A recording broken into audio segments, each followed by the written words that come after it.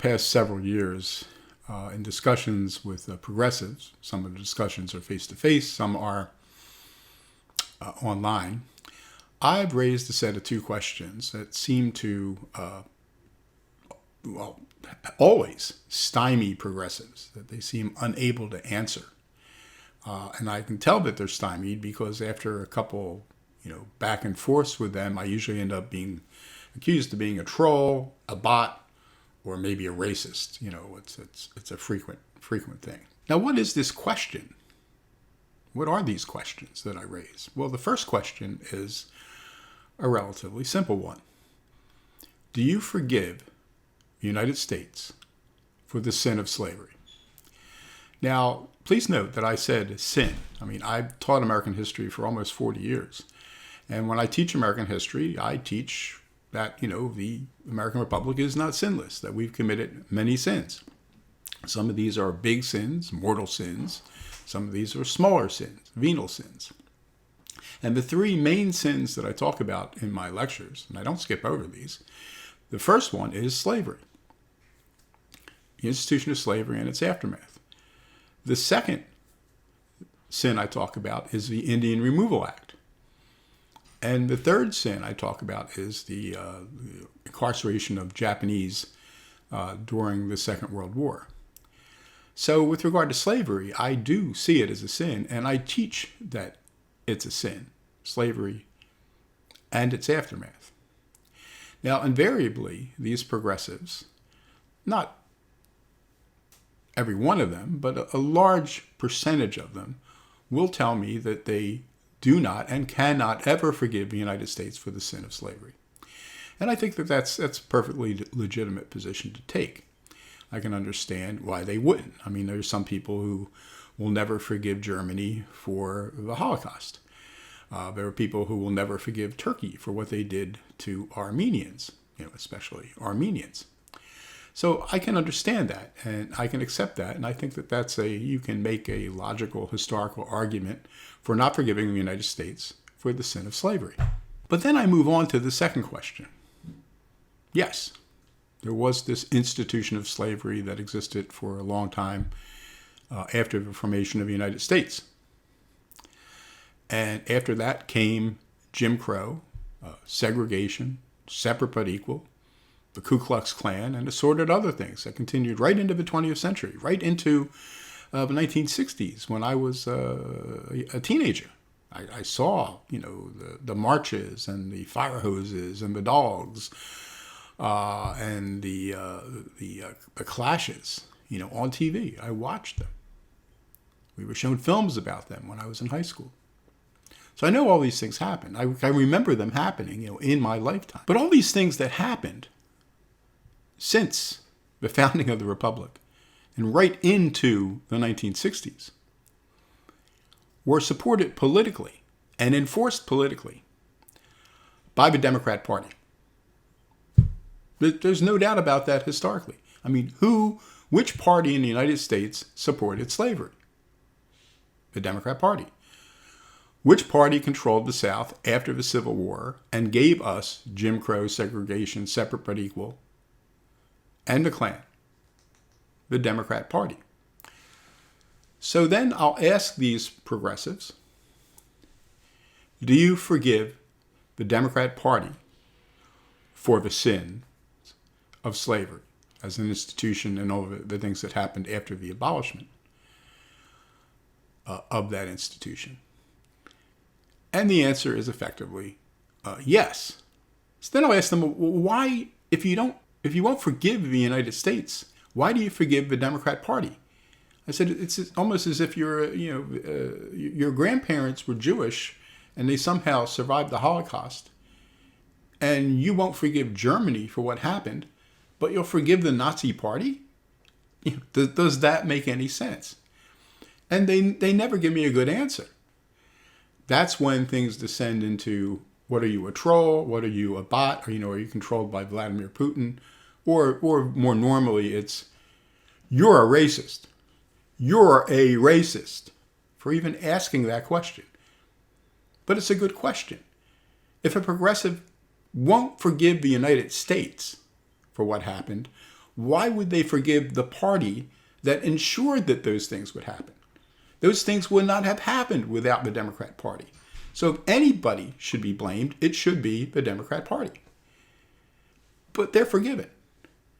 And invariably, these progressives, they're not voting Republican. They're not voting, conservative. They vote for the Democrat Party unless they're voting for, the Communist Party or the Socialist Workers' Party or one of the other various brands of the Socialist Party. But most of them, the vast majority of them, vote for the Democrats. And this really doesn't make any sense. It is, as I said, it's something akin to, a descendant of survivors of the Holocaust, condemning Germany but forgiving the Nazi Party. I mean, that makes no sense at all. So this has been, as I said, this has been going on for years. And the obvious question I have to ask myself is why? Why do people refuse to forgive the United States but forgive the party that was responsible for all the sins that they won't forgive? Like I said, it really doesn't make any sense. And nobody's ever given me a very good question. Like I said, they don't have an answer. And I think the reason is that the answer is so simple that they don't want to admit it. That this isn't really about slavery. This isn't really about Jim Crow or anything that came after it. If that was the case, they would not forgive the Democrat Party. But they do forgive the Democrat Party. Because what this is really about is power. They want power. Now, to do any number of things, we all know the various vast span of the extent to which they want to change this country and control our lives and tell us what we can do and what we can think and how we can think. And the means that they want to use to achieve those political ends is the Democrat Party. And this explains a lot. Why would they, they won't forgive the United States, but they will forgive the Democrat Party. They're all for Me Too. Me too, me too, me too. We have to stop this assault on womanhood. And yet, even though some of them admit that they believe that Joe Biden did assault Tara Reade, they're still going to vote for him. I think somebody, I forget who it was, actually said that if it was discovered that Joe Biden killed, cooked, and ate babies, she would still vote for him. How can you think like that? But this is all part of the same thinking that goes back to this question of slavery and responsibility for slavery. Because they want power. It's not really just getting rid of Trump. Trump is in the way. Trump is someone who prevents them from having the power that they thought they were going to get in 2016 with Hillary Clinton. So all these things can be forgiven. I mean, it's incredible. Think about that. If Joe Biden we found out that he killed babies, cooked them, and ate them, people would still vote for him. That tells you that what they're after here. And it's not responsibility, it's power. And it's the same with what's going on in our cities right now. They say they're for, ameliorating conditions and giving black people a better chance. But where are the riots happening? In cities. Who runs those cities? Minneapolis hasn't had a Republican mayor since 1973. So Democrats have been running that city for almost a half century. I come from Philadelphia. There's a lot of unrest in Philadelphia. I was born in 1951. I think that was the year of the last Republican mayor of the city left office. Democrats have run Philadelphia my entire life, except for maybe a few days right before I was born. Almost 70 years they've run Philadelphia. And things are wrong in the cities. The schools suck. Well, who's responsible? Donald Trump? The Republican Party? Who's run the cities? Who runs all these cities where we see the unrest?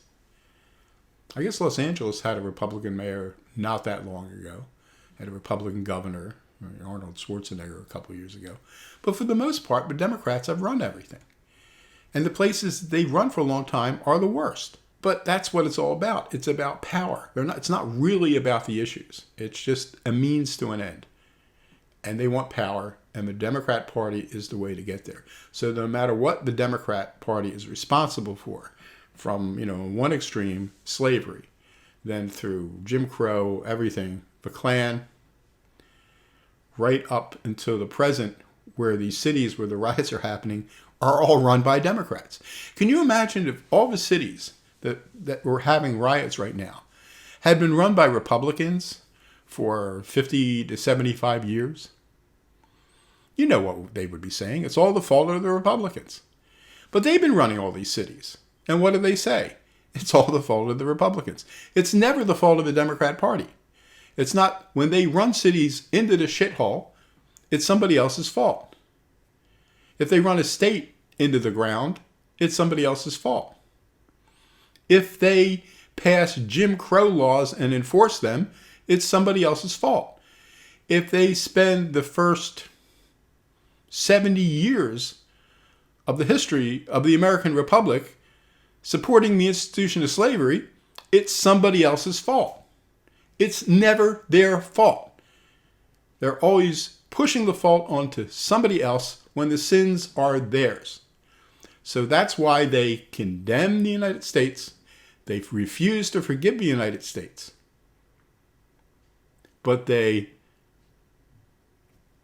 will forgive the Democrat Party, because the Democrat Party is the vehicle that they intend to use to achieve political power.